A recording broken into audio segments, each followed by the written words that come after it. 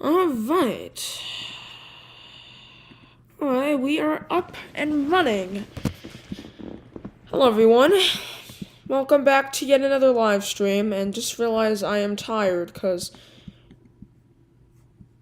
it is 11:15 at night, and where did the tornado warnings go?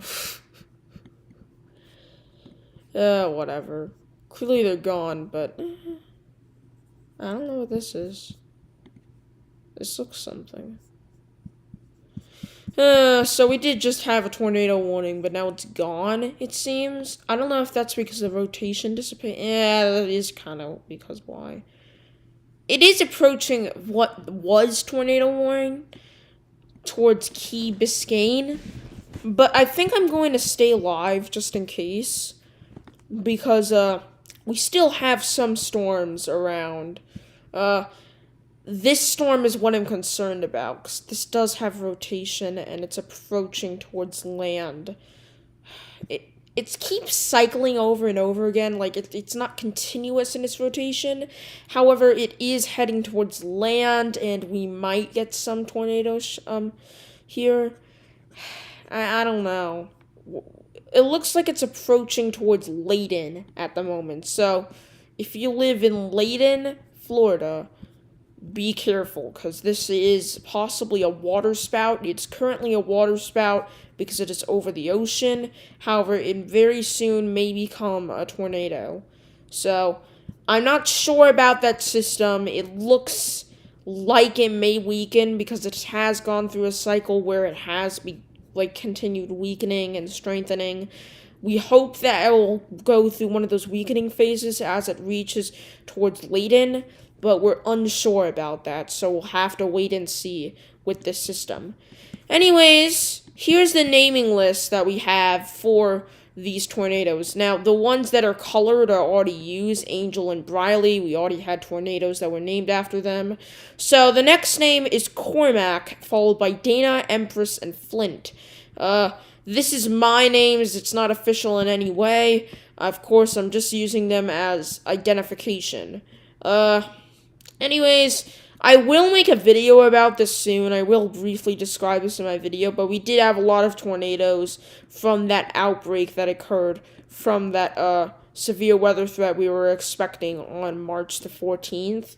Of course, you might have heard it in the news, unfortunately. There have been a lot of tornado reports. We did get this EF3 tornado that I named Bella, that caused, no fatalities, thankfully, which was a very close call, and some officers reported that they were fatalities, but that was actually later found out to not be true, and there was no fatalities in this Winchester-Selma tornado, which that is something very thankful we are about. Now, that's not the case with all of these tornadoes. This tornado right here, I can't click on it, it's not letting me.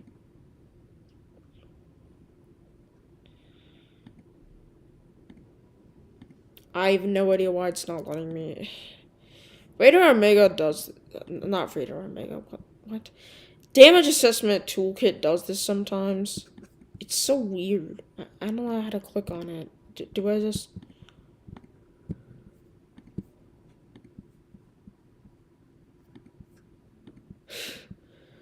Yeah, I don't know. Anyways, looking back at the storm, I know, that was brief.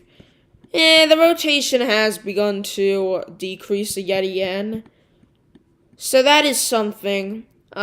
We do have a 5% tornado risk currently. If we look at the SBC outlook, let me just cover my camera real quickly.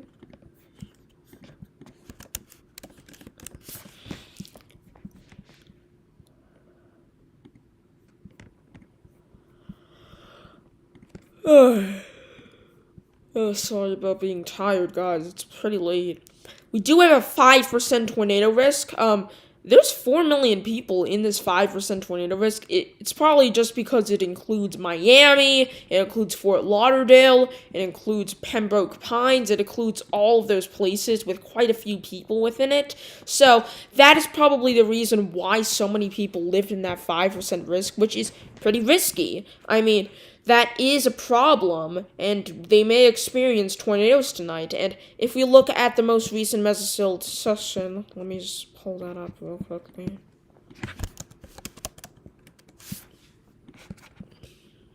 Oh, wait, it's right on the website.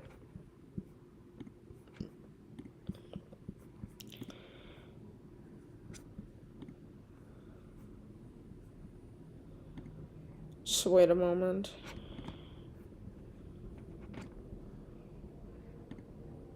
There we go. So this is what they said in the mesoscale. This is what they said in the mesoscale discussion, that a strong tornado will be possible. So that is risky. I will say that is concerning in this area from Miami, Fort Lauderdale, down towards Pembroke Pines, across the Florida Everglades into the Florida Keys. It is a concerning message that a strong tornado will be possible, and this was what we didn't expect today. We didn't expect a strong tornado was possible. We expected a few tornadoes were a possibility, but we weren't quite expecting this. We weren't quite expecting the possibility for a strong tornado to remain in effect. And we haven't seen any of them, thankfully, yet, but it still is expected to increase. This was this mesoscale discussion, it was issued 9:13 p.m. Central Daylight Time, which is 10:13 p.m. Eastern Daylight Time. So that means that was about an hour ago, and we are experiencing possible increase in the tornado threat still. It looks like we may be reaching the peak soon. So we'll have to see what that peak brings. Hopefully it doesn't bring a lot of tornadoes.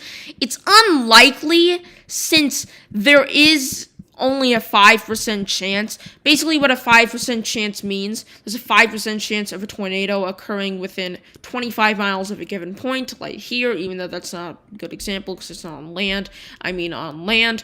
Over here, this is a 25-mile radius, and if there's a 5% chance of a tornado dropping down in this circle.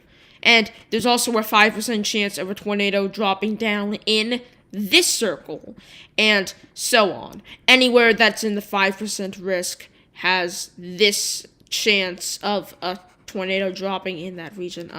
I'm sorry if I'm stuttering a little bit. I really am tired or something. I don't know. But yeah, we do have that risk for a strong tornado, so we're going to continue watching this. Thankfully, we haven't had much in that regard yet. We did have 2 tornado warnings today. However, it doesn't seem like they produced tornadoes. We also did have 1 funnel cloud report, or what seemed to be a funnel cloud report. There was a special weather statement that said there was a storm producing funnel clouds earlier at around 9 p.m., which I would mark it as funnel cloud 5 SCV. Yeah, 5 SCV. If you don't know, that's just my designation. Of course, it's not official. But basically, SC means Southeast Coastal Plain. And V means March. The reason why March is V is because the vernal equinox, and I didn't want to make an M because that was from May. May sounds more like an M thing. Whatever. Anyways,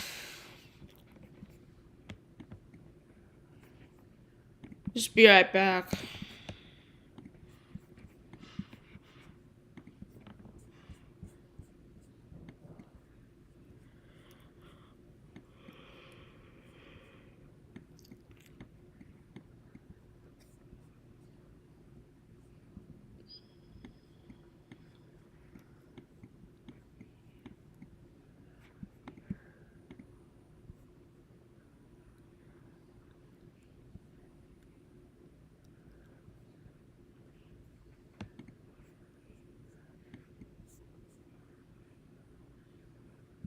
Alright, sorry about that.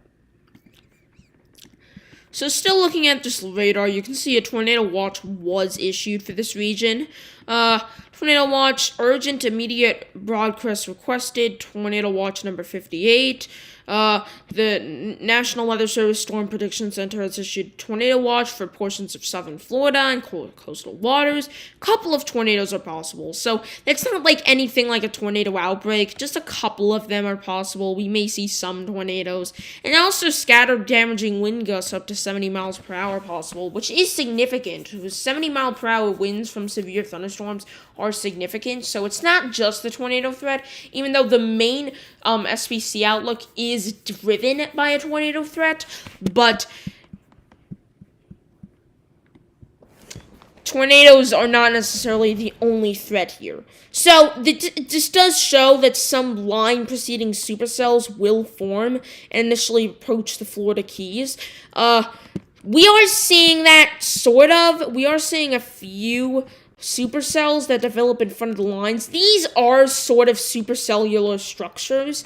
I mean, they look like they're aligned because they're close together. That just means they aren't very discrete. That just means that they're not very isolated, which means that they are less likely to produce tornadoes because they have less of that individual energy. Anyways, looking at this storm that was approaching towards Layton, once again, it has entered through one of those cycles where now it's weakening again, which is something we can be grateful for in Layton. That is a good sign. I gotta be right back.